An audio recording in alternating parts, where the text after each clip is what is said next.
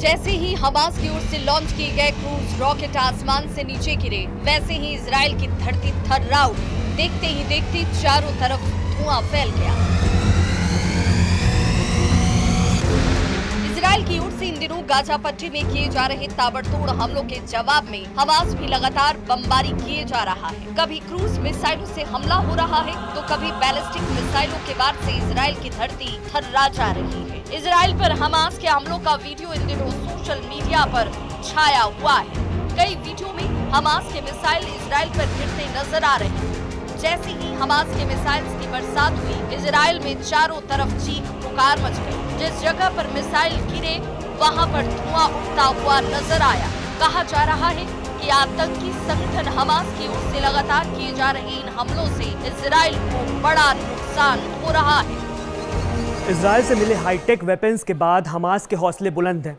Hamas ने ये चेतावनी जारी की है कि वो इजराइल पर हमला करने वाला है, जिसको सुनने के बाद इजराइल सकते में है।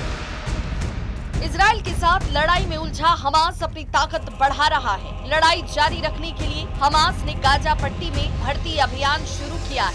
हमास के सशस्त्र विंग अल कसम ब्रिगेड में नए लड़ाकों की भर्ती हो रही है। ये अभियान हाल ही में शुरू हुआ है। हमास ने भी ये भर्ती अभियान ऐसे समय में चलाया है जब उसे इजराइल के साथ युद्ध में भारी नुकसान हुआ और गुट फंड की कमी का सामना कर रहा है। हमास ने संसाधनों की कमी को देखते हुए अपनी नीति में बदलाव किया है। हमास अब छापामार युद्ध की रणनीति पर ज्यादा ध्यान दे रहा है। ऐसा करते हुए हमास की कोशिश इजराइल के साथ लंबे समय तक लड़ाई के लिए लड़ाकों को तैयार करना है। कहा जा रहा है कि हमास की सशस्त्र विंग अल कसम ब्रिगेड 30,000 नए लड़ाकों की भर्ती कर रही है। इन नए लड़ाकों के साथ वो छापामार युद्ध तकनीकों पर काम करेगा, क्योंकि नए लड़ाकों को पारंपरिक युद्ध में प्रशिक्षण नहीं मिला है। ऐसे में हमास को गाजा पर नए लड़ाकों के जरिए अपनी पकड़ बनाए रखने के लिए संघर्ष करना होगा। गाजा इस वक्त खून से लथपथ है। हमास और इजराइल के बीच सीज फायर एक बार फिर से खत्म हो चुकी है। सबसे ज्यादा इसका नुकसान इस वक्त गाजा के लोग उठा रहे हैं। फिलिस्तीनी गुट हमास 2007 से गाजा पट्टी को नियंत्रित कर रहा है। फिलिस्तीनी चुनाव जीतने और प्रतिद्वंदियों को हिंसक तरीके से हटाने के बाद हमास ने 2007 में गाजा पट्टी के एक हिस्से पर नियंत्रण कर लिया था। हमास ने अक्टूबर 2007 में इजराइल पर एक बड़ा हमला किया था। इस हमले के बाद इजराइल की सेना गाजा में बमबारी कर रही है। इस भयावह युद्ध से गाजा में बड़े स्तर पर तबाही हुई।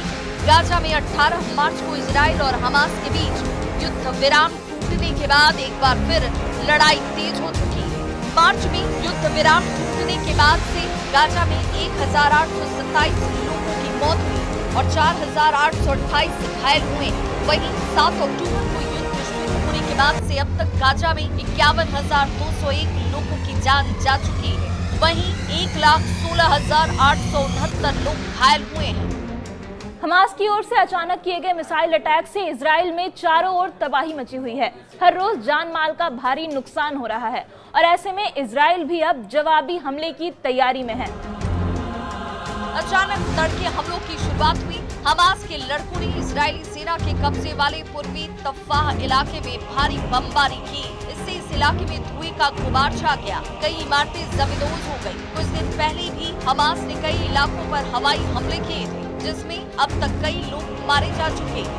इसमें कई मासूम बच्चे भी शामिल हैं। हमास और इजराइल के बीच मार्च में हुआ 2 महीने का संघर्ष विराम टूट चुका है। इसके बाद हमास पर बंधकों को रिहा न करने का इजराइल ने आरोप लगाया और वापस से हमास पर हमले तेज कर दिए। इन हमलों में गाजा की 80% आबादी अपने घरों से विस्थापित हो चुकी है। हजारों लोग टेंटों में रहने को मजबूर हैं। गाजा के स्वास्थ्य मंत्रालय ने कहा है कि अक्टूबर 2023 से लेकर अब तक गाजा में लगभग 50,000 से अधिक लोग हमले में मारे जा चुके हैं। इस लिस्ट में सबसे ज्यादा बच्चे और महिलाएं शामिल हैं। हमास की ओर से हो रहे एक के बाद एक हमलों से इजराइल में मरने वालों की तादाद लगातार बढ़ती ही जा रही है। घायलों की संख्या लगातार बढ़ रही है। अस्पताल में भीड़ हो गई है और ऐसे में डॉक्टर्स की तरफ से दिन रात एक कर घायलों की देखभाल लगातार की जा रही है।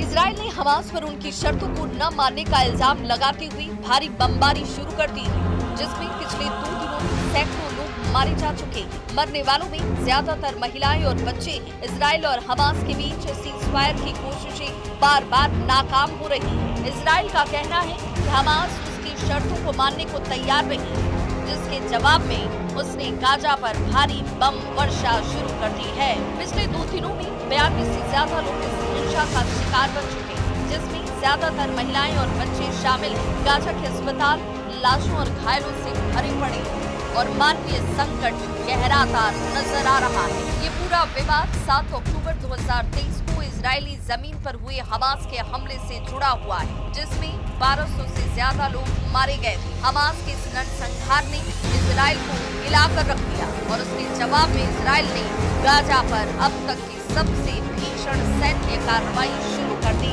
इजरायली सेना के मुताबिक इस जवाबी कार्रवाई में अब तक गाजा में 51,000 से ज्यादा लोग मारे जा चुके हैं।